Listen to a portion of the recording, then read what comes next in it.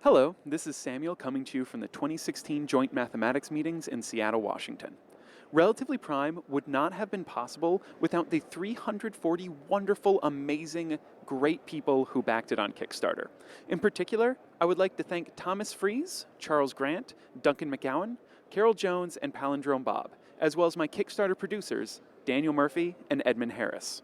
If you want to be as big of a hero as these people, please head over to iTunes and rate and review the show. Every time you do, it becomes more likely that another person will get some great mathematics in their lives.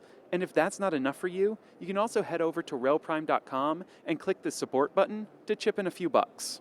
And before we get to the show, if you're a person who enjoys hearing creative folks talk about things they're excited about, and I know that you do, you're listening to this show, then you should check out Jacob Haller's Tell Me About Your Song podcast, where he talks to songwriters and composers about a song that they wrote.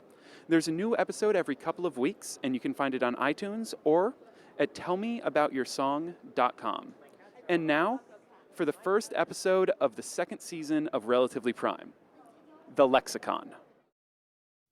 The 3 R's, reading, writing, and arithmetic, have formed the basis of formal education for centuries, at least since they were mentioned by Sir William Curtis in 1795, even if he probably used reckoning instead of arithmetic. But I think we can all agree, arithmetic is just more fun to say. And for a lot of people, I think the 3 R's could really just be simplified even further, down to the 2 glyphs, letters and numbers. For most people, arithmetic or reckoning or mathematics or whatever you want to call it falls directly under the umbrella of numbers. And that isn't incorrect. Numbers are very much mathematics' brand. Numbers are how mathematics is represented to children from a very young age. And when you show an aptitude for the subject, you're even branded a numbers person. I mean, there's even a YouTube channel featuring videos about cool mathematics that's called Numberphile. But mathematics is way more than numbers. And before you go making a joke about how, of course it is, otherwise we'd never be able to solve for X, I mean that mathematics is way more than just individual letters too. Letters, and that thing you get when you put a bunch of letters together and make them into words, and then you take those words and you put them together according to some set of rules called language, it plays a very important role in mathematics. And that is what we're going to talk about today.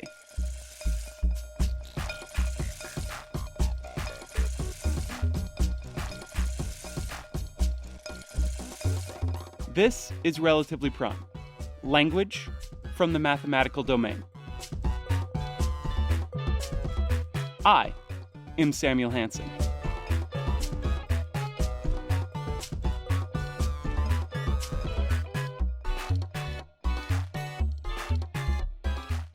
When it comes to talking about language and mathematics, actually, you know what? I don't feel like being that formal with y'all. Let's try this again.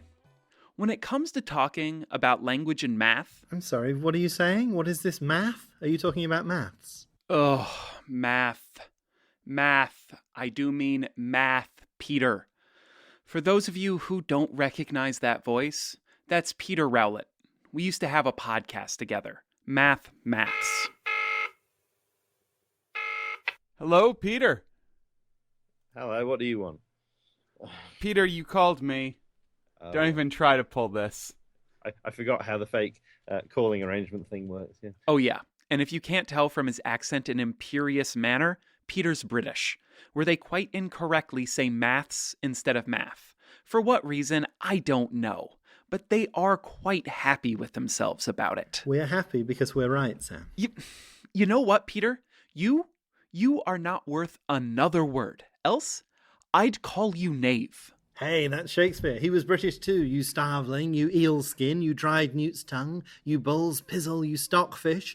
Oh, for breath to utter what is like thee. You tailor's yard, you sheath, you bow case, you vile standing tongue. Oh, sorry it took me so long. I should have written down the fade out on him a little bit sooner, I think. But now that he's gone, let's talk a little bit more about just how right the British think they are about maths. I just had to give up and say maths. It's one of those things that the British have very little patience for in American English. They'll put up with my accent. They'll put up with me talking about trash instead of rubbish or things like that. But maths is one that really gets people. And that was Lynn Murphy. My name is Lynne Murphy. She's a reader in linguistics at the University of Sussex in England. And as you might be able to tell from her accent, she hails from the land of math. I figured who better than a linguist from the United States living in England to talk about the divide which has destroyed innumerable Anglo-American mathematical friendships. Okay, y'all, I need to be honest with you for a second here. I don't know if you know this about me, but I have a certain tendency to be loud and obnoxious. And also to take very extreme stances on things, which in no way are worth having any such stance. And I've definitely done this a few times with respect to the word maths. As a matter of fact, a few times is a rather massive understatement. I do this every single time that I talk to anyone from England. So trust me, I have heard every single pro-maths argument. We're doing algebra and geometry and calculus, not just one thing, not just one math, so maths. It's a contraction, not a truncation, and contractions are just better. And our accent just sounds a lot cooler than yours, and you should listen to us. So I really haven't heard that last one. Maybe, just maybe, that's what I hear whenever anyone from England is talking to me. But back to the other arguments, the contraction versus truncation one is a total non-starter. Neither is clearly superior, even in my quick to ridiculously strong opinion's eyes. So really, the standout argument is the plural one, which is why I started there with Lynn. Is mathematics plural? No. Well, there we go. Case closed. Mathematics is not plural, so bye-bye maths. But I guess some of you will probably want some more proof, so I guess we can go just a little bit deeper. You can see, because when we talk about it, we don't say mathematics are interesting or anything like that. Mathematics move me. We use it with a singular verb, generally. You could think of math as encompassing many things, but grammatically that word is singular. Lynn went on to explain to me that the plural, the S at the end of mathematics, is an artifact from Greek, where they used the word mathematica, which was the adjective form, and it meant all of the math-like things. So in Greek, the word was plural, but when it moved to English, it became singular. There's even a wonderful way to check this, a way that harkens back to one of the first things you ever learned to do in math, counting.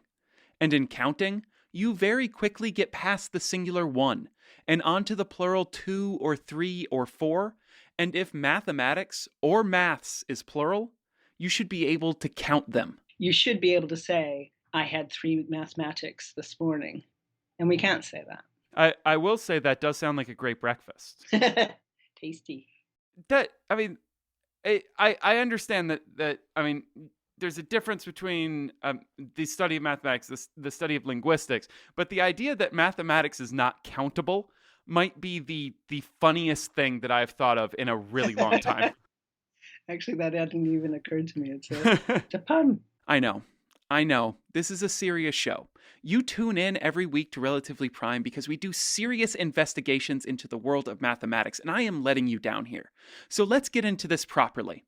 If we're really going to determine who is right... Math! Oh, excuse me. And if we're going to determine who is right and who is wrong... Maths! Oh, excuse me. I'll suck on a cough drop soon, I swear. If we're going to determine who is right and who is wrong, our first step should be to determine where math and maths came from. The reason why people started abbreviating it as math or maths was not to reflect the meaning that is about what mathematicians do. It was talking about it as a school subject. So math could be the school subject where you study mathematics. Mathematics is not the only subject to undergo this treatment. Lynn's own subject of linguistics is shortened to Ling in course catalogs. Chemistry is chem, biology is bio, and so forth. The real difference with math, according to Lynn, is that math didn't stay in that catalog. It became part of our everyday spoken language, and not just for the name of a class either. It became the word for what's taught in that class, which is quite different, as you don't hear linguists walking around saying, "Yep, did a lot of Ling today." But I do think that we can all agree that we would love to hear that. Getting back on the course of trying to figure out who was right. Math is right. Oh man, I am so sorry. I cannot possibly apologize enough to you. Getting back on the course of trying to figure out who was right, maybe we should just look at who was first. And so I guess then now the question is, to settle out who's right and who's wrong is just which came first. The American came first, or at least as far as we can see, because it's difficult to know exactly when things first were said. But since this does look like something that was first written, we've probably got better evidence for it than most things. It turns out that math first pops up in a diary as math period in 1847. Now that's clearly an abbreviation, and probably one that wasn't meant to be spoken, but it was published in the New York Herald as early as 1878. And maths? Well, maths doesn't even pop up until 1911. And then it's only as an abbreviation in a letter. So clearly, math is first, and math is better. And math wins once and for all, and we can just move on to the next topic. Awesome. That's great. Let's go. USA! USA! USA!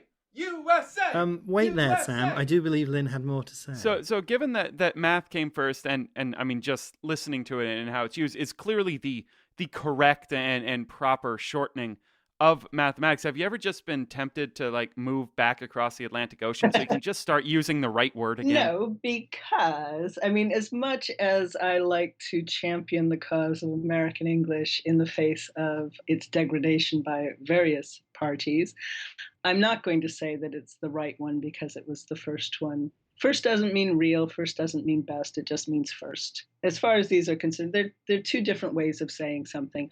I have my suspicions about why people get more upset about this one than other things. Do you want to hear my suspicions? I would why love. it's like this? I would love to hear your suspicions.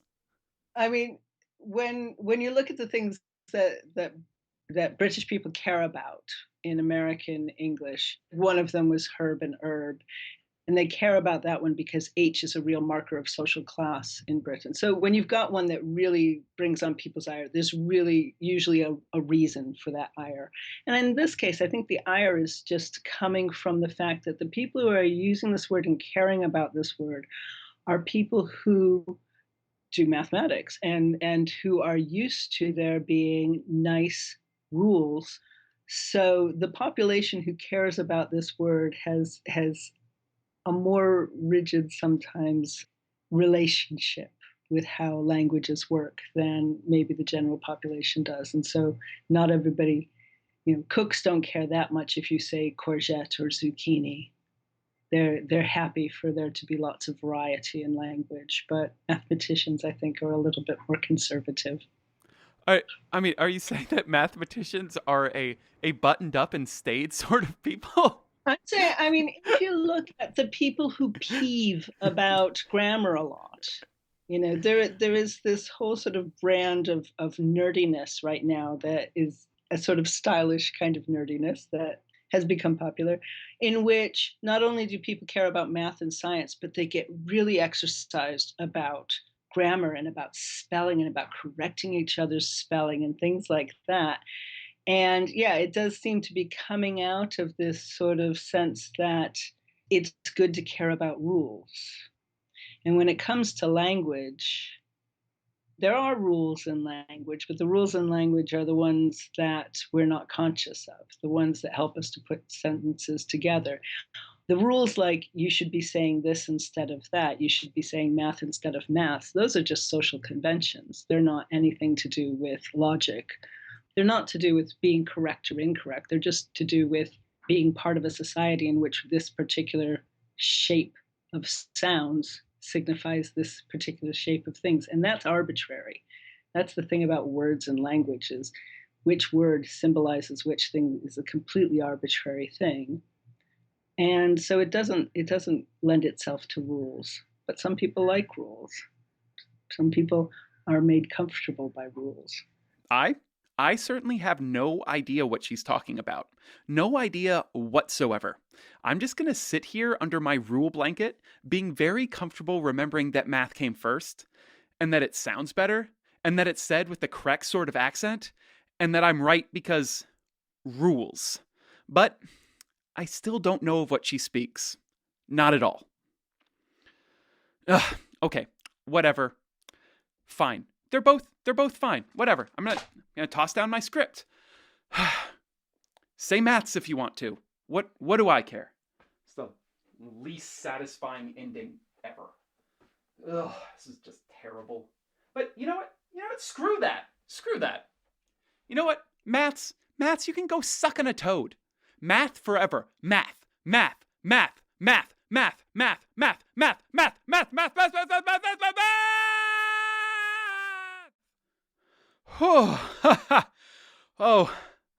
Oh, that feels a lot better. Oh, so much better. But I do notice I've just said maths twice, even though I'm talking to an American. Oh well. Now that we have that argument settled once and for all, totally definitively, that's my story. I'm gonna stick to it. Just believe me, please. It's time to dig deep into the language of mathematics. You could even say that we're going all the way down to its roots. One of the things about the language of mathematics is that a lot of it comes from languages, like the languages that we speak. Well, to be fair, not the actual languages that we speak, at least not that we speak anymore. A lot of mathematical language is old, and it stems from languages like Greek, Latin, and Arabic, languages in which I am definitely not fluent, and would wager that you probably aren't either. But don't worry, all is not lost, because during my investigations into mathematical language, I found Origins of Mathematical Words, a comprehensive dictionary of Latin, Greek, and Arabic roots, a very useful book, written by this man. Well, my name is Anthony Lobello. I'm a professor of mathematics at Allegheny College in Meadville, Pennsylvania. While mathematicians do find themselves rather well acquainted with the Greek alphabet, this acquaintanceship, it doesn't tend to extend itself to knowledge of the Greek language. Unless the mathematician is Greek, of course. Or if the mathematician is Anthony Lobello. While Anthony's knowledge of Greek marks him as a bit of an outlier, his interest in language goes way back. I had been studying classical languages since I was in high school. And his interest didn't wane. In fact, while he was getting his PhD in mathematics from Yale, he actually considered transferring to do a PhD in Latin and Greek instead. Only the probable lack of job prospects, and of course a love of mathematics, kept him on the mathematical path. At his first job as a mathematics professor, the school where he found himself had a large population of Arabic-speaking students. So he did the clearly logical thing. He added Arabic to his growing stable of languages. And judging by the books that he's written on Arabic mathematical transcripts, it was quite a useful addition. All of this is to say that Anthony has a very solid foundation in Latin, Greek, and Arabic. But I bet that there's still a lot of you listening right now who are saying, I don't care if he has a solid foundation. I don't want to read a dictionary, even one that's filled only with mathematical words, the coolest words in the world. Well, you're wrong.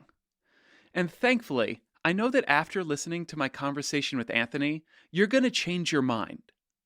I mean that. This is a dictionary that I read from cover to cover, and I was happy that I did.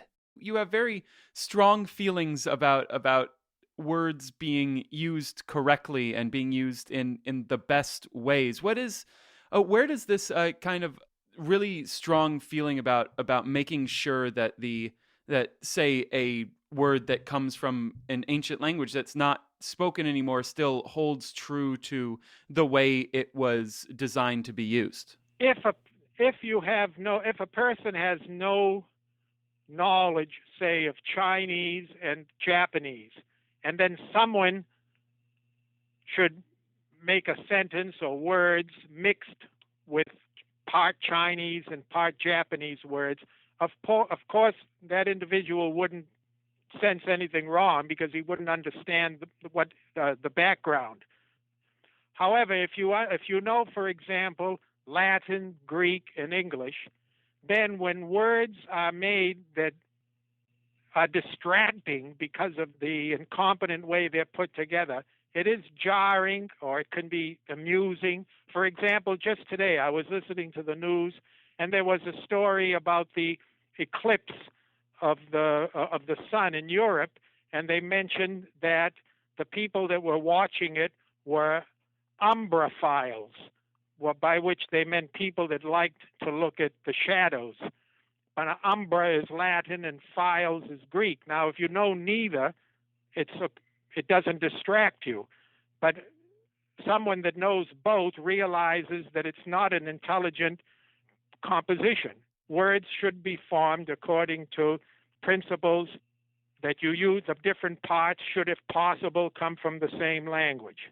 But since there's no dictatorship of language, this can't be assured, and it's not my point to say these words shouldn't be used. I simply described that their origin was from a standpoint of lack of knowledge about the parts that were combined to produce them. So I described that, and when you write a book, you have to, everyone has his own personality, and so I'm told that mine came through in that. People that told me that, some of them had their tongue in their cheek when they said so. I like to talk about words, and sometimes I make fun of compositions that strike me as hilarious. But it's not meant to be. I don't mean to say that these words can't be used anymore or shouldn't be used. Just that their origin was somewhat illegitimate. Now, I mean, I'm 100% okay with it because it like this is the most entertaining dictionary I've ever read. Maybe actually the only dictionary I've ever read from like one end all the way to the other. So I was okay with, the quirks of your personality. They came through and it made it more enjoyable for me. Yes, people have told me that. Of course, not everyone was so satisfied with it. A few found my criticisms, which many times I gave with tongue-in-cheek, perhaps a little bit too harsh. But in general, those that can enjoy something written honestly accept it, and then the others, well, they can state their opinion. I certainly didn't hold back in the book. The world allows people to write. A man can write what he will, and then once it's out, people will react to it in accordance with their knowledge and sensibilities.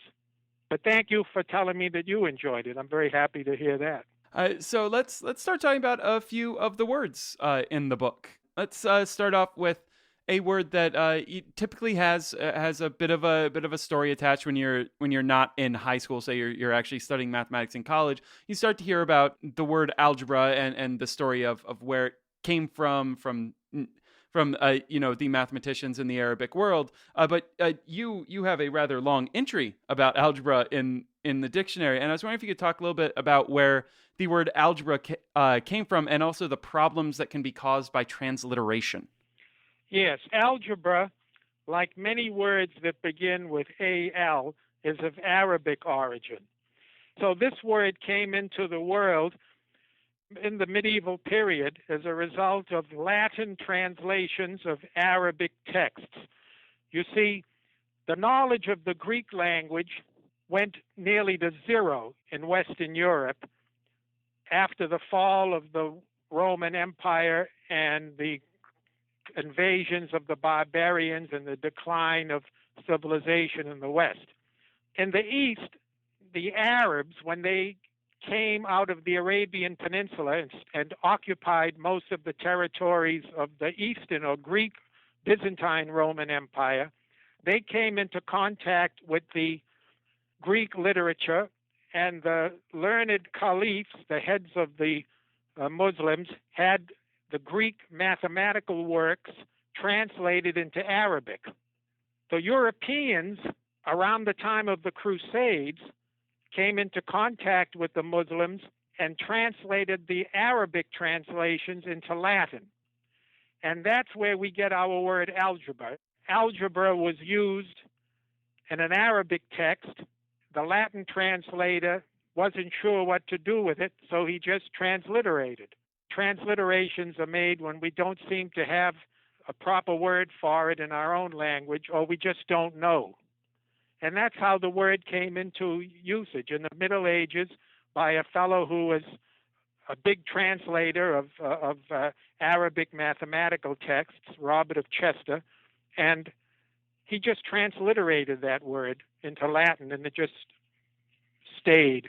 And then I'm going through these alphabetically because I went through the book alphabetically, and when I was pulling out words to talk to you about, and I was looking forward to seeing this word because I studied graph theory. I studied combinatorics when I was doing my graduate work in mathematics, and then I sadly found out that my chosen area of study happens to be a mongrel.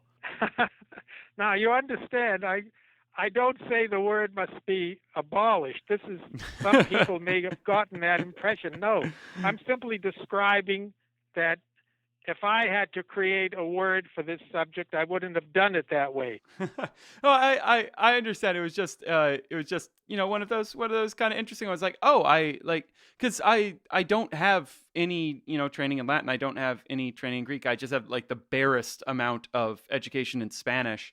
And so it's really interesting to me to like see these words that all of a sudden I had no idea were actually being taken from multiple languages and just kind of smushed together. Yes, that happens all the time. And of course, in the case of combinatorics, it describes something that's valuable, and the word doesn't sound objectionable to 99% of the population, so it established itself, and it's now a good word. But its origins are not legitimate. It just puts together a Greek ending on a Latin word, and that just sounds funny. If a Grecian milkmaid or a Latin paper boy heard a word like that, it would amuse him. So it's a good modern word, but it was not coined intelligently, and it's too late to do anything about it. Can you tell me, or just speak a little bit, because this is another one where I found the root to have a very nice actual definition, one that I would actually be okay taking over the more scientific definition. That's for the word hypothesis. And also, could you, since I can't actually read the Greek in the book, I was wondering if you might be able to say perhaps what the original Greek was, like actually pronounce the word. Yes. The word hypothesis, hypo, that is a transliteration of the Greek word for under, upsilon, pi, omicron. And the thesis fragment, that comes from the Greek word for standing, to stand. It's a basis for something. So a hypothesis is something that is under where you're standing, supporting you. So the hypothesis would be an assumption upon which you could base some conclusion. That's the origin of it etymologically. For the word sign, it seems to have had a very long journey through multiple languages. So could you tell us a bit about how a Sanskrit word ends up being, or at least a word that seems to have started in Sanskrit, ends up being part of our modern mathematical lexicon? Yes, the word seems to have come over from Sanskrit into Arabic, and then from Arabic into Latin. And then when books started to be written in English, what had been referred to in Latin as the sinus just became the scene or the sign. Mathematicians who were writing in English had no reason to make any change. They just took the Latin word and took off the ending. So that's a word that comes to us as the fourth language. The first two, the Sanskrit and the Arabic, were similar sounding, and then the change was made when the Latin translators did actually translate the Arabic word. Unlike in the case of algebra, where they transliterated the Arabic word, in the case of the sign, they translated the original Arabic word, which was jabe. The two earliest forms sounded similar, and now the two more recent forms, the Latin and the English, are similar, and you have 4 languages involved. So the last word I'm going to talk to you about is the word trivial, which, as you describe it, used to have a very different meaning, shall we say, than it does now, and used to mean the 3 roads, and now it's a rather pejorative term. How did something move from that one pole to the other? Well, in the Roman Empire, people used to congregate at certain places. For example, a bridge. So if you wanted to make a speech or to sell something you had, you'd go to the bridge. Another place you'd go would be an intersection of roads. And the original meaning of the word trivium was a place where 3 roads came together. After that, it acquired the meaning of the 3 non-mathematical subjects of the 7 liberal arts. The pejorative sense seems to have come into in English because you'd find everybody, in other words, the common people, at the bridges or at the intersections.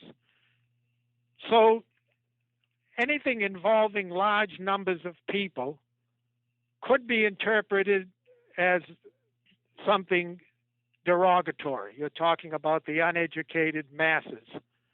And this somehow seeped into the use of the word so that trivial acquired the connotation of something that was just common to the most ignorant or unqualified people and therefore not worth much. So the word has a long history in a physical fact that everyone congregated at certain places, in particular at an intersection of 3 roads, to where it eventually came to mean something that was just commonplace, not worth much attention. And that's how it's used in mathematics for cases that are so elementary that one wouldn't write on them at any great length. One would leave them for the reader. All right. Well, Tony Labello, thank you very much for giving me your time and talking to me today. Samuel, thank you very much. It's been a pleasure.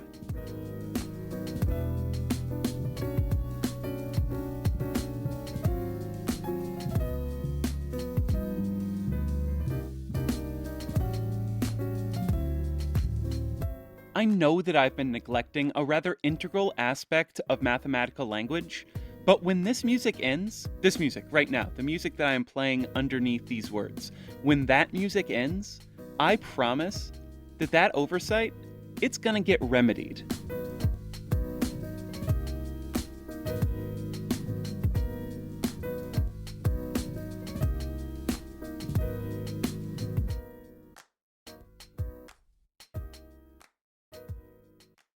I can't talk about the language of mathematics and only talk about mathematical words. That would mean that I'm leaving out half of the language, as the symbols are just as important as the words. Where would we be without the addition and subtraction symbols, parentheses and radicands, and all of the various things that Greek letters like pi can stand for? As a matter of fact, symbols are so important that I knew if I didn't find someone to talk to about them this episode, well, this episode would be a joke. Which is why after I read the book Enlightening Symbols, I just knew that I had to talk to its author, Joseph Mazer. My pen name is Joseph. So I go by Joseph. My friends call me Joe. Professor Emeritus at Marlborough College, and author of a ton of mathematical books, not just enlightening symbols. And when I got Joe on the phone, I figured I might as well start at the beginning. So when mathematics started out, when mathematics first came around, was it in any way symbolic? No, not at all. Not at all. And we're not talking about mathematics not being symbolic back during the time of the Sumerians or the Babylonians or even the Greeks. He means that mathematics was not symbolic until very, very recently. The representation of mathematics has been, up until about the 16th century, has always been rhetorical. In other words, it's all in words. It's a real surprise. And in fact, it surprises many mathematicians. And a lot of the modern mathematics is jabberwocky to anybody who would be coming into this, who had lived in, let's say, the 15th century. Of course, that doesn't mean that great mathematics wasn't being done. We all know about Euclid and the elements, not to mention Brahmagupta and zero or Louis Hui's pi interpolation, and I in no way mean to lessen their importance. I just find it amazing to think that the mathematicians of the 9th century couldn't even begin to read the mathematics that we do today. Or in other words, if the father of algebra, Al-Khwarizmi, had picked up your high school algebra textbook, he would have no idea what he was looking at. Which of course brings to mind, how did they do what they did without symbols? Algebra had been around since the 9th century, really. And some great things were done in algebra, actually, with words. I mean, I can't imagine myself doing anything like that. I definitely can't imagine myself doing anything like that either. I mean, my brain just sort of shuts off when I try to think about solving this problem that I found in Joe's book without using symbols. What must be the amount of a square, which when 21 dirhams are added to it, becomes equal to the equivalent of 10 roots of the square? I guess it's lucky that my brain turns back on when I think about solving x squared plus 21 equals 10x. And while it may not seem like it, those are the exact same problem, and it's rather clear to me which one I would actually be able to solve. So thankfully for me, when the 16th century came along, so did symbols. And it seems that I may not be the only one who prefers them. By the end of the 16th century, it is amazingly symbolic. I mean, it's just an enormous number of symbols, and it's expressed as a symbolic language. So, symbols came in and took over the joint pretty quickly.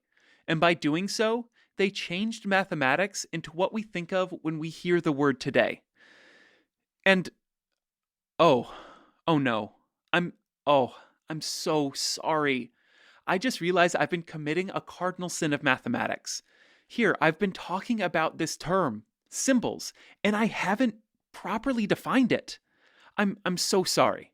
Let's remedy that right now. For me, a symbol is something that is graphic, but it is also something that doesn't look like the thing it represents. And that's important, because if you don't have that as the definition, then everything is a symbol. Every word is a symbol. And that is why you need to define terms first.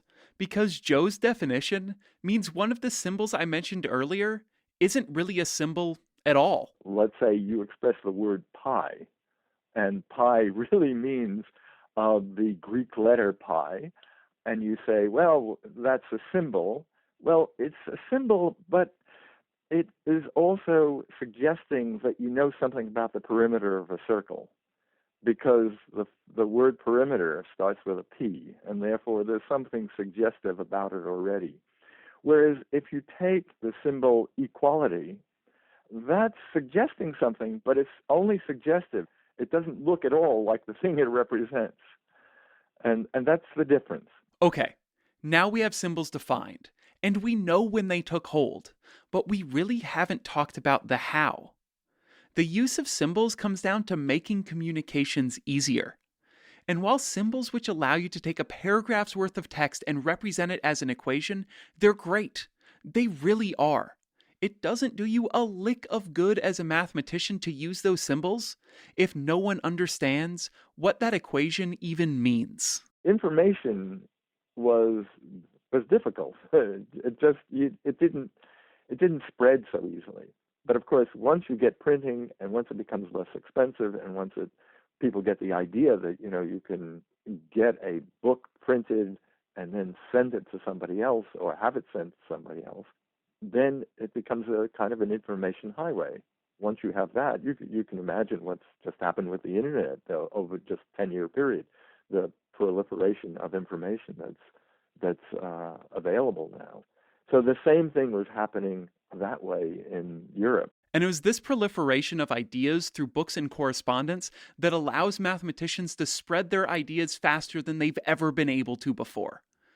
But even with all of these mathematical ideas traveling far and wide, the symbols, someone still had to think them up. People were writing whatever they thought was just a representation. It didn't matter what it was, just a kind of a letter or a squiggle of some sort, and writing dictionaries for what they mean by whatever they were using as a representational picture.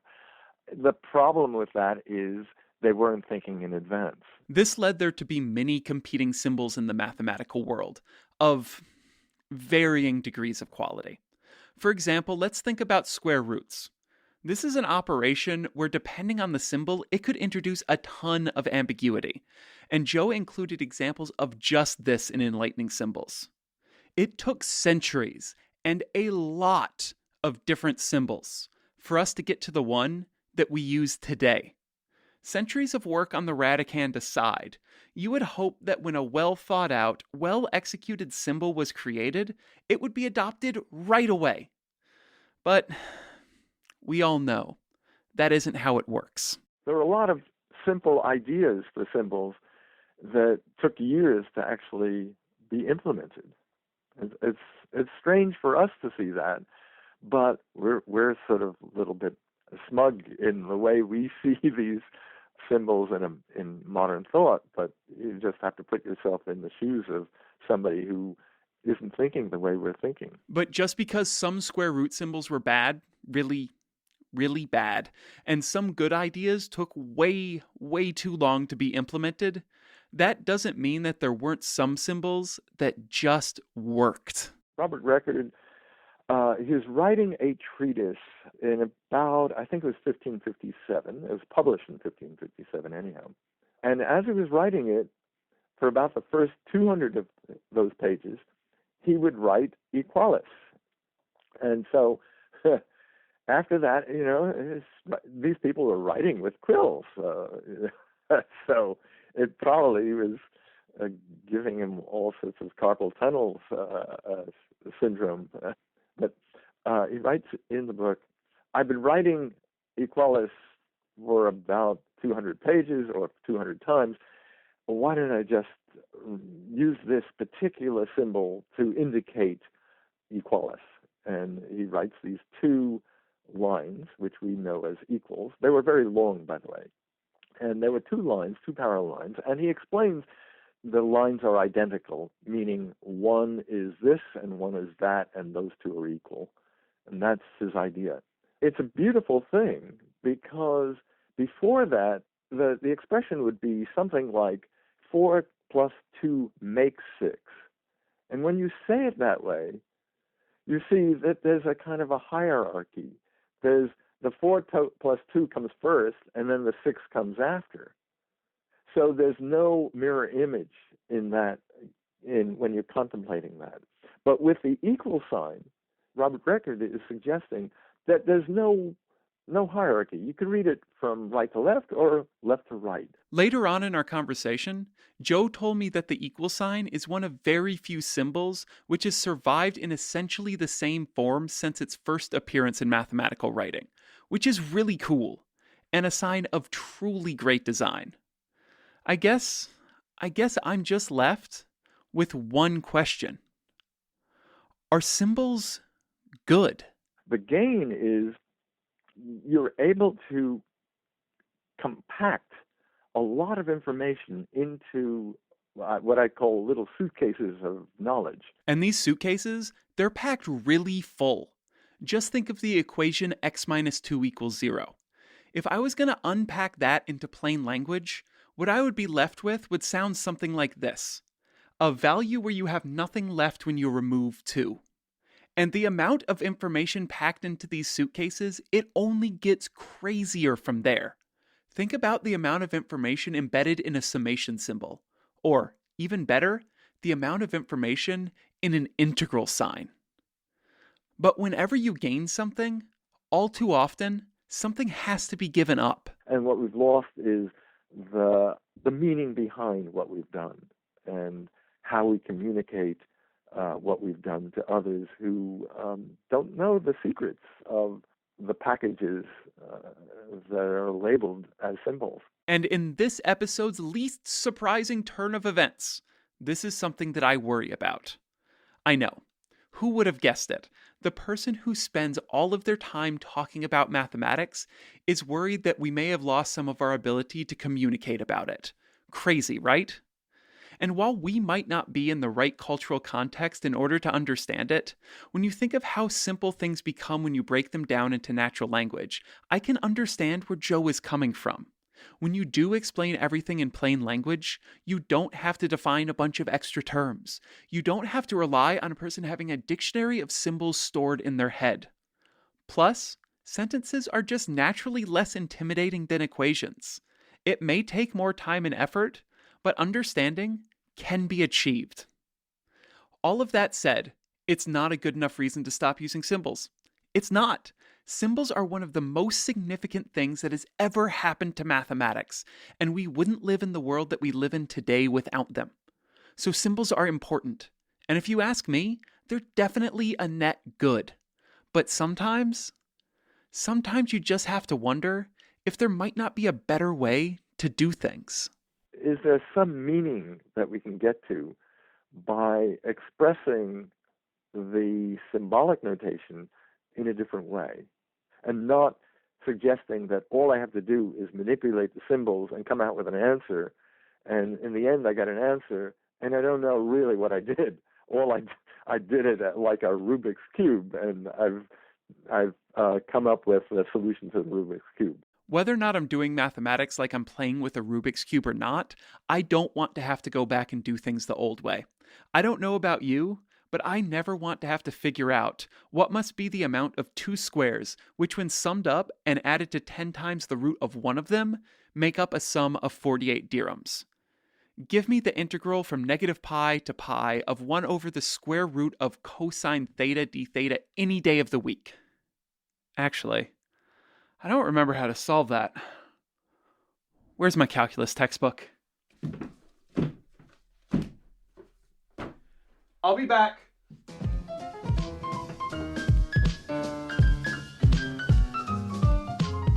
I'm willing to admit that the typical mathematical civilian doesn't think too much about the mongrel nature of combinatorics, or how long it took the Radican to get developed. In fact, I'd be willing to bet that if I were to go out Family Feud style and ask 100 people on the streets what they thought of when they heard the words language and mathematics, the number one answer by a score of around 99-1 would be word problems. I would also bet that if you asked most of those people what they thought about word problems, the answers wouldn't be complimentary. Thankfully, I'm here to tell you that it doesn't have to be like this.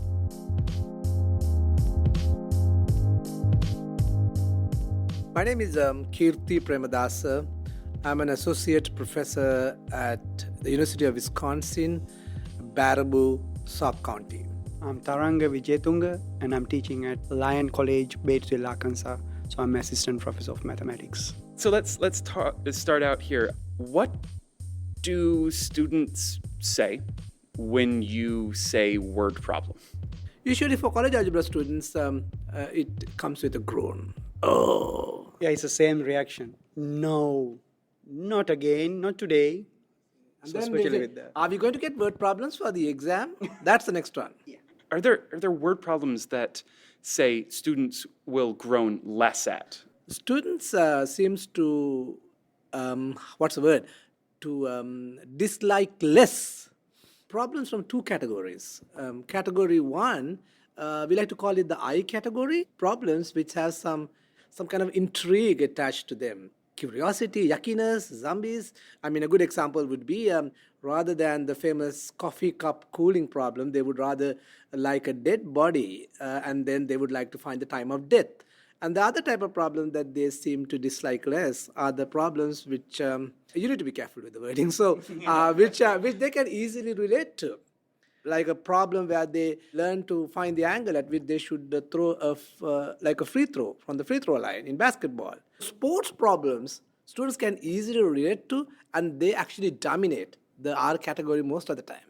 So I and R category, we proved comprehensively that they are preferred more than the U category. Now, what are these U category problems? The U category actually are the more formal problems which deal with the constructions and then more formal calculations. Here is an example. If you want to find the growth of the US population, that would be a U category because the students think, oh, somebody else is going to do that. The US population is a very distant problem. What did you decide to look at next instead of like what problems will they like more? What was the next step? We want the students to remember these concepts at the end of the semester at least. So we wanted to check any of these categories will have students remember. So are there problems that they actually remember? Because if they don't remember, we have a big problem. Because we throw these word problems at them and they don't remember it at the end of the semester. Forget about 3 or 4 years down the line. We do have a serious problem. So that's what we were trying next. He had that categories identified and students less dislike kind of a thing. And then we thought maybe if they prefer that particular problems, will there any possibility of them to remember them and remember most of the mathematical concept which relate to those problems? So we selected 4 topics in trigonometry which were kind of heavier on word problems. Those were angle and measure, right angle trigonometry, and then the law of sines or law of cosines. In math, when we teach a trig, we always start with some triangles or something, and then we move on to the word problems. And the first set of word problems, what I call our marketing problem, that's where we market the law of sines, the law of cosines. So what we did was, for that introduction, we selected 3 problems. So 1 U problem, 1 I problem, and 1 R problem from each of the 4 sections. Then at the end of the semester, we gave them a survey. The first page of the survey was really scary. No clues, no hints were given. We just asked them to recall anything that they remembered.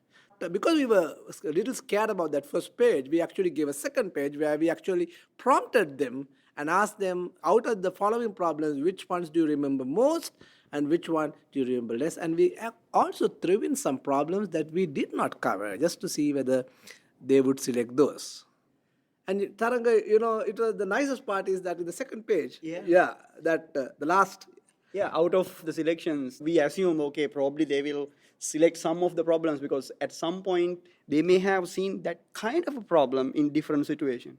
Apparently for this class, all the problems that we did not discuss but were given in the page 2, they rated as the lowest one. So the lowest rating scale for problems that we did not cover in the course. And we were happy at least they knew what we did not cover. Yeah. Isn't that awesome? I mean, now we can start about thinking about what they would. And of course, in page 1 and page 2, the top problems were I and R problems. Spot on I and R problems. So the pattern is holding. We are going to do something even more radical, which is to actually go walk into campus one day and get some staff members who are non-mathematicians and then ask them, do you remember anything from your college days in math? Do you remember? And then try to collect a whole lot of them and see whether there is an emerging pattern. Were there any examples for either of you of like specific word problems that you did remember? From our days? Yeah. What I remember is that that was mostly to do with when our differential equations professor, he was teaching me about resonance in differential equations, and he told of an example where there was a bunch of soldiers who were marching on a bridge, and the bridge broke because the marching resonated with the vibration of the bridge. And after that, they started the practice of breaking the march while on the bridge. I remember that very well because, again, it's a kind of an I category problem. Suddenly you see the bridge breaking, and that's exciting. Now that I never thought about until you asked me this question, but actually that is one of the problems I do remember. Yep. When I was in grade 11 and grade 12, I had difficulties with the relative velocity. And then at some point, one of the teachers talked about a problem with cricket, and he said, you want to catch the ball, and then ball is moving and you are moving, and then if one of the things is stopped, then other one has to go and catch. So then you have to add the speed. And then in the context of cricket, I can relate that if I want to stop the ball, I have to run fast. Okay, that's how I add. That's why I add when you're going in the opposite direction and so on and so forth. What about an area where I and R problems are not as easy to come by? Well, we did have an area like that. And actually, the law of cosines was an area like that, because the law of cosine, most of the problems were based on survey. Usually what I do was I put in like a little clause by saying that there are crocodiles on the lake. So you can't really swim the lake and measure the length. Yeah. So you have to actually use something to do that. It kind of works, but usually this construction, the surveying type of problems are very U type of problems. So we had to really fight hard to find a good set of problems for cosine rule, but in the end we found a nice GPS problem. Which can be related to day-to-day life. With these I, R, and U problems, just how do you categorize? How do you know that something is an I problem and not a U problem? That's another good question, because we are, after all, math geeks. I mean, like both professors who are in this study, it's okay. We have learned to live with that, and we are very proud of that, actually. I'm a proud member of the same group, right? But then what will happen is a problem that we might think as I and R might not be reflected by the students in the same category. Here is a good example. For Newton's law of cooling, they would put a problem where they ask a question, how soon should you put the wine in the cooler for your guests to drink it if the guests are coming at 6 o'clock. So the guests are coming for dinner at 6 o'clock, and they want to find out how long before should you put the wine so that it comes down to 40 degrees. Now, a lot of mathematicians think, oh, that's a real cool problem. No. Why? Because who would do that? Seriously, suppose you are getting ready for a dinner, right? Who would actually take a piece of paper out and work that out? So for a math geek, it may look like a very, very good R problem. Most of the time, we get it right now. As we are growing in our experience, and not only for us, it's also true for another teacher who is listening to us, right? At the beginning, you might not get it right away, but after a while, you will kind of have a good feeling. Yeah. And after a few, I'm pretty sure after a few tries, it becomes exciting, and because your students start liking it, and then you feel good, and then you learn the art of looking at the problem in that manner. We wanted to give a realistic solution to instructors. They would just take any course, calculus, trig, at any point, a kind of an idea how they should start introducing the word problems. Imagine a day in November, just before Thanksgiving. A professor is driving to school to teach, say, algebra. She's tired, very tired, and the semester is coming to an end. The students are not motivated, and that is the time that during a 15 minutes drive, the professor should be able to work in the mind. Today I'm going to do word problems and parabolas. What problem? Because the professor will probably have like 100 problems in his mind. Out of the 100, how should I select the problems? But now with this study, if you can just say, oh, that's like an I problem, very simple, I problem, R problem, they will definitely stand the best chance of being recognized and accepted by the students. Well, thank you both very much. Okay. Thank you. Welcome. Thank you for interviewing us. I hope it was fun. It was a great blast.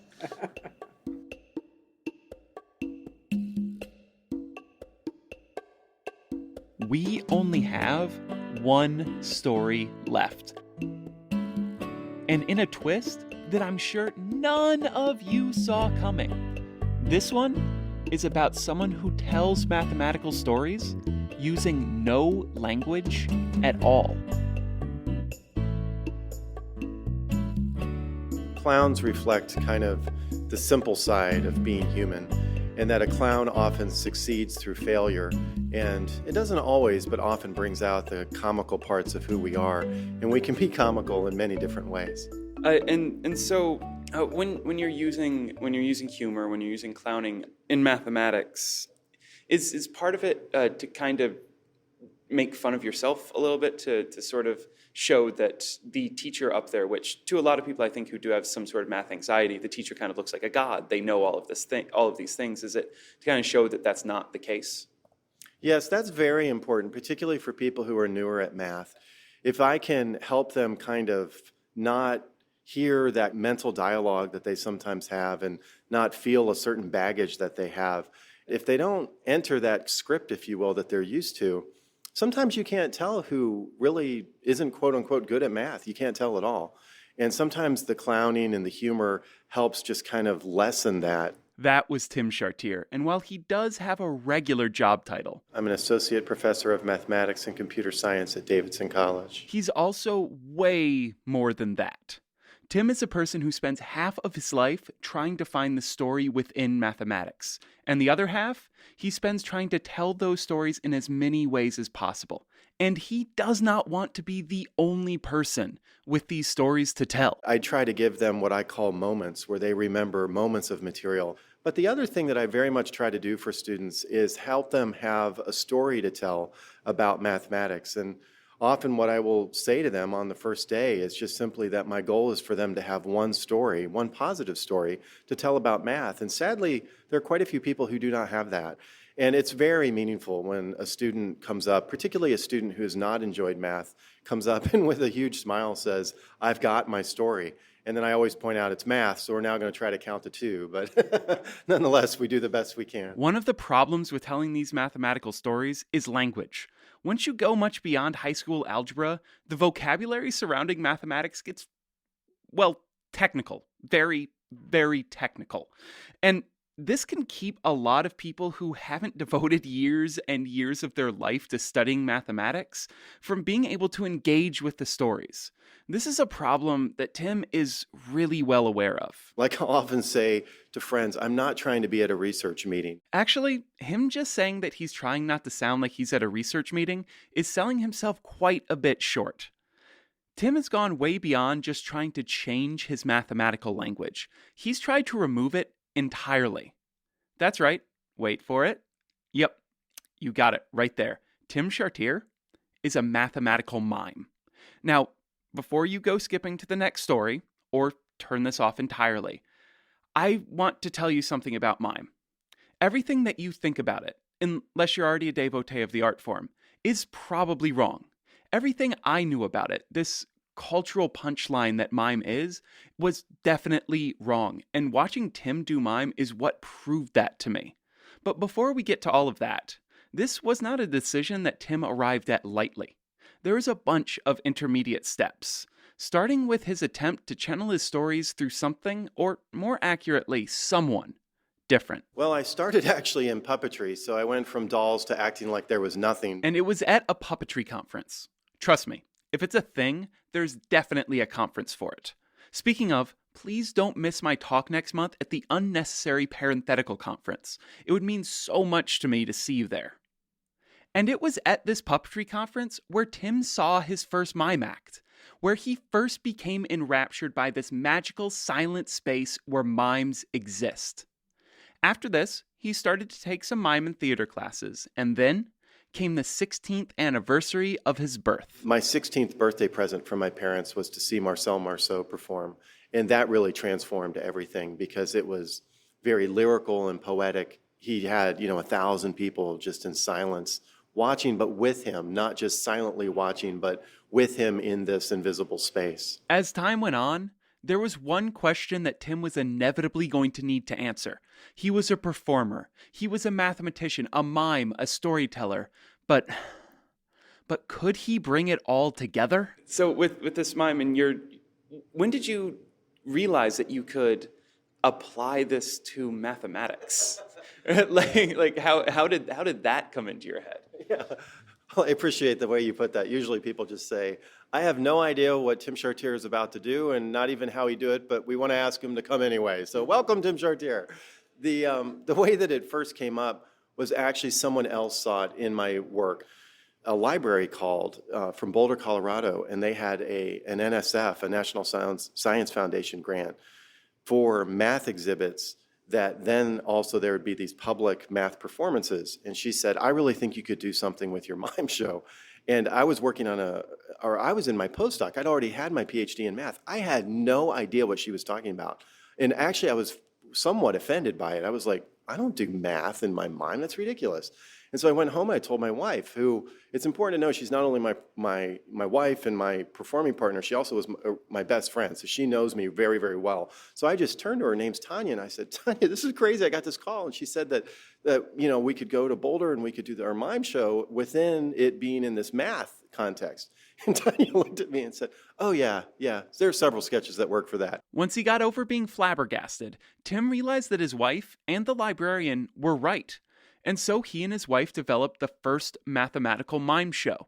Since then, their show has expanded greatly, and now he and his wife tour the world using mime and plungers to visually illustrate what's left after a division. The clown needs to put these plungers into two groups, which of course we all want to have multiple plungers and put them into two groups. But this clown character, that was created specifically for that Boulder show because it deals with remainder. As well as managing to talk about infinity by not talking. The infinity is one that's kind of surprising to me that we've been able to do. And Tim has performed these mime sketches about remainder and infinity and plenty of other mathematical concepts to all sorts of different audiences. And he says that each one gets something different from the show. Mathematicians tend to find enjoyment in the more technical layers that he embeds in the sketches, laughing at the mathematical content instead of the more performative aspects. Whereas in Japan, they were super into this dissection puzzle which allowed Tim to eat a single chocolate bar forever. Which, now that I think about it, sounds like this dream I had the other night. That was a good dream. Never mind. And in Seoul, Korea, it was the footwork that became the star of the show. There's this one part of the sketch, there's nothing else to applaud at. I've never had an audience applaud at that. And they just loved that moment. But going back to mathematicians, Tim does see an overlap between mathematics and mime more generally, as both of them deal with worlds that only the active participant, the mathematician or the mime, can actually see. I think a lot of mathematicians see math in our minds, even though, like one of my friends once said, Tim, there's nothing there. I mean, I don't know what you're seeing when you're doing that, because you're seeing something, but there's nothing there. And I think that some of the energy for mathematicians that they get out of seeing the show, which we call mimatics, is they see that invisible world visualized with mime. And while mime may be allowing Tim to illustrate this world of mathematics, his end goal is not instruction. I'm not trying to teach anybody to divide. I'm not trying to teach anyone to do an integral. I mean, that's left for the classroom. It really has a different purpose. But people do see mathematical content in their own way, and part of it, because of it's an art, is for people to make those connections. And he means connections beyond just to the mathematics. He wants you to become immersed in the story that he's telling with his mime. That's the connection that he keeps at the top of his mind when he's developing sketches. One of the most fundamental things is whether or not I think people can identify with whatever the dramatic element is in the sketch. For example, this is what Tim had to say about the dramatic element in the plunger remainder sketch. Actually, you know what? Before I play this, you should really go watch the sketch. It's hilarious. I'll put it up on the Relatively Prime website, relprime.com. Make it nice and easy to find. And then once you've watched it, you can come back and hear why Tim thinks you probably connected to it. Why is he grouping plungers? Why do we group anything? I mean, why, when our babies grouping objects, like my son would group blocks together? What's that about? And so I think just that need to put order on things is what people identify with. There is one other thing, though. One other very, very, very, very, very, very important thing that Tim has to keep in his mind when he's developing a mime sketch. Can you actually do it in silence? Can you actually minimize the movement down to silent movement, that it's not completely misunderstood. Going back to that show that Tim and his wife did in Japan, he got a very good chance to make sure that his sketches were being understood. We got the show totally ready. We're in Tokyo, we're in the Panasonic Center, and we actually had 2 sold out audiences, so the audience is sold out. We're behind stage, they're introducing us in Japanese, and it suddenly hit me, all the time in the past when something didn't work, I'd just say something. I'd move into Professor Tim, I'd teach and I'd be fun. And it suddenly hit me, I couldn't do that. I mean, this had to work the way it was designed.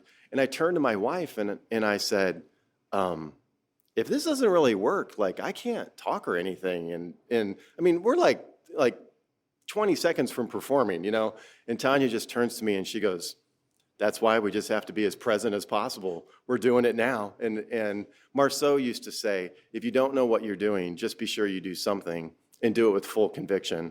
And so Tanya looked at me and she said, full conviction. Don't worry. Tim says that the show went really well. As a matter of fact, that wasn't anywhere near the roughest show story that Tim had to tell me. I was in Michigan and I went to a middle school. And so it was one of these middle school assemblies. It's like the kids are coming and say, yeah, we're seeing mime and math. Oh my gosh, I'm sitting in the back and all this stuff. And they're just coming in and they don't know I'm the guy because I don't wear white face or anything. And they come in and the principal gets up and goes, all right, you will not embarrass the school. You will be quiet, and you're going to watch whatever we're about to see. And now, Tim Chartier. And it was like, oh my gosh. He assures me that one went swimmingly too. I'm not entirely sure that I trust him on that one. But no matter the struggles that he has, no matter how hard it is, no matter how little people actually understand about his work before he performs it, Tim really truly loves doing mime. And there is one thing that I think will always make it worth it for him. I think sometimes if you haven't seen it and so forth, it can be kind of hard to envision. But I think the thing for me literally is I can see someone a couple years after they see something and it's still very alive in their mind. Keeping mathematics alive in someone's mind, hell, just helping anyone better understand mathematics is an amazing thing. It's even more amazing to do it without the language, without the words, the vocabulary that we've built up around the subject. For someone like Tim Chartier, for someone dedicated to telling the story of mathematics, it's these moments of engagement which are everything. When it works and when it comes down, it's just a wonderful moment to have, anywhere from 15 to 1,000, 2,000, whatever the audience size has been out there, all actually enjoying math together. So can you do like 5 to 10 seconds of mime for the audience? I'm sure it'll go over great on radio. Oh, yeah, he's trapped in a box. He's being blown in the wind. Oh, now he's a robot. Yeah, see, it's utterly fantastic. I'm sure they all know exactly what just happened. Yeah, and I can do it even faster if you talk faster, so as much as you want. I would like to thank Tim Chartier for doing all of that amazing mime work for us. But if you actually want to see him do it, head on over to the Relatively Prime website, relprime.com. I'll post up a couple videos of him doing his work, as well as put a link in for Tim's website, where you'll be able to see even more. And trust me, you want to see Tim do mathematical mime. It's something that you haven't seen before. It's certainly something that I hadn't. Hello, this is Kitty Staholski from Jersey City, and this has been Relatively Prime. We would like to thank Peter Rowlett, Lynn Murphy, Tony Labello, Joe Mazer, Taranga Watonge, Kirte Primadasa, and Tim Chartier for appearing on the show. To learn more about our guests, please go to relprime.com for the show notes for this episode. We would also like to thank the musicians, lowercase n, Sebastian Gillitz, Science CTN, Jonathan Hall, and Supermilk for the music in this episode. You can find links to their music on relprime.com. Relatively Prime is a production of Acme Science and Samuel Hansen, with support from all of his wonderful backers on Kickstarter, like me. If you would like to help support Relatively Prime, head over to the website, that's relprime.com, and click on the support button, and you would be providing Samuel Hansen with sunshine and rainbows and probably rent. You can also head over to iTunes or wherever you listen to podcasts and leave a rating and a review. That's how their algorithm decides rankings, and the higher Relatively Prime is ranked, the more people will see the show. That's great. If you have any feedback or you just want to say hello to Samuel, you can send him an email at his personal email account. Really, this is his everyday email account. Samuel@acmescience.com. Relatively Prime is licensed with a Creative Commons Attribution Share-alike license, so please feel free to remix Samuel's voice to say whatever you like, as long as you say that those words originally came from Relatively Prime. I'm looking at you, Girl Talk. Thank you for listening, and have a Math-therific isn't even a portmanteau.